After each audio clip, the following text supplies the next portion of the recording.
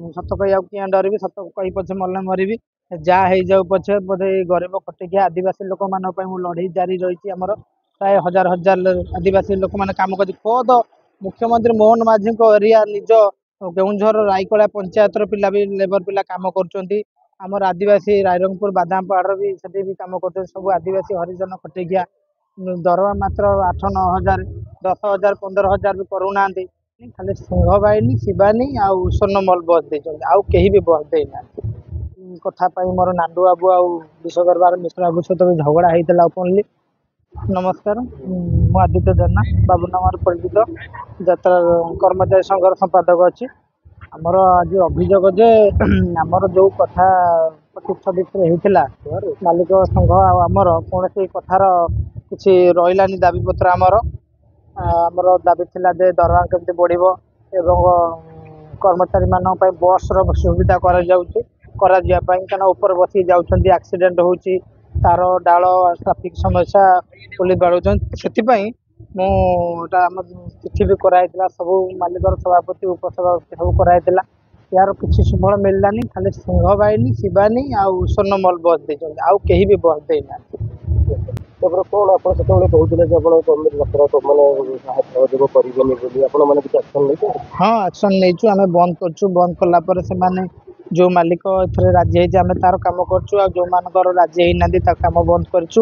ଆଗାମୀ ଦିନରେ ବି ଆଉ ଯେଉଁମାନେ କଥା ଦେଇକି ଆମକୁ ଏଗ୍ରିମେଣ୍ଟ କରି ସବୁ ହଁ ମାରିଥିଲେ, ଆପଣମାନେ ବି ଯାଇଥିବେ ଚଣ୍ଡିଗଡ଼ ଡାକ ମଙ୍ଗଳାରେ 29 ତାରିଖ ଦିନ ଜୁନ୍ ମାସରେ ସବୁ ହଁ ମାରିଥିଲେ। ଏଇ କଥା ପାଇଁ ମୋର ନାଣ୍ଡୁ ବାବୁ ଆଉ ବିଶ୍ୱଦରବାର ମିଶ୍ର ବାବୁ ସହିତ ବି ଝଗଡ଼ା ହେଇଥିଲା ଓପନଲି। ତେଣୁକରି ତାଙ୍କୁ ଆଉ ଥରେ ବି ଆମେ ସବୁ ତ ଜଣାଇଦେଲେ, ଆଉ ଆପଣ ଗଣମାଧ୍ୟମରେ ଆପଣ ଜଣାଇ ଦେଉଛୁ। ଆଉ କାହିଁକି ଆମେ ଏତେ ବର୍ଷ ଧରି ଖଟିକି ଆଉ ଡରିବାର ନାହିଁ। ପିଲାବେଳେ ପାଠ ପଢ଼ୁଥିଲୁ ବନବୋଧ ବହିରେ ପ୍ରାର୍ଥନାରେ, ଆଉ ସତ କହିବାକୁ କିଆଁ ଡରିବି, ସତ କହି ପଛେ ମଲେ ମରିବି।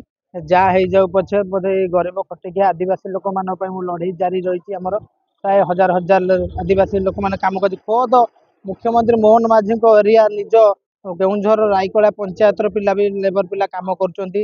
ଆମର ଆଦିବାସୀ ରାଇରଙ୍ଗପୁର ବାଦାମ ପାହାଡ଼ର ବି ସେଠି ବି କାମ କରୁଛନ୍ତି। ସବୁ ଆଦିବାସୀ ହରିଜନ ଖଟିଖିଆ ଦରମା ମାତ୍ର 8-9 ହଜାର, 10 ହଜାର, 15 ହଜାର ବି କରୁନାହାନ୍ତି। ବହୁତ ଅସୁବିଧା। କିଛି ପାର୍ଟି ଦେଉଛନ୍ତି, ଆଉ କେହି ବି ଦେଉନାହାନ୍ତି। ବଡ଼ ବଡ଼ ପାର୍ଟିମାନେ ଖାଲି କହୁଛନ୍ତି ମିଠା ଭାଷଣ, କିଛି କୌଣସି କଳାକାର ମାଲିକ ମ୍ୟାନେଜର କେହି ବି ଆମ ପାଇଁ ବାହାରୁନାହାନ୍ତି।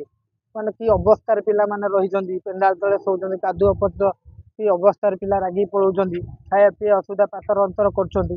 ବାରମ୍ବାର କହିଲା ପରେ ବି ଶୁଣୁନାହାନ୍ତି। ଆମେ ଖୁବ୍ ଶୀଘ୍ର ମିଟିଂ କରି ଆମେ ଚାହୁଁଥିଲୁ, ହଇରାଣ କରିବା ପାଇଁ ଚାହୁଁନଥିଲୁ ମାଲିକମାନଙ୍କୁ। ଆମେ ଏଥର ଅଧାରୁ ତାଙ୍କର କାମ ବନ୍ଦ କରିବୁ।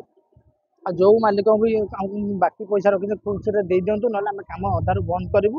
ଆର ଦୃଢ଼ ନିଷ୍ପତ୍ତି ଆମେ ନେବୁ। ଆଉ ଦୟାକରି ସରକାରକୁ ବି ଅନୁରୋଧ, ଆମର ଶ୍ରମ କମିଶନ ଆଉ ଶୀଘ୍ର ତୁରନ୍ତ ପଦକ୍ଷେପ ନିଅନ୍ତୁ। ସରକାର ଆଉ ସଂସ୍କୃତି ବିଭାଗ ମୁଁ ଅନୁରୋଧ କରି କହୁଛି, ଛୋଟ ଭାଇ ଯେ କର୍ମଚାରୀ ଯେ ଆପଣ ଶୀଘ୍ର ଅନୁମତି ନେଇକି ଏହାର ପଦକ୍ଷେପ ପଦକ୍ଷେପ କରନ୍ତୁ।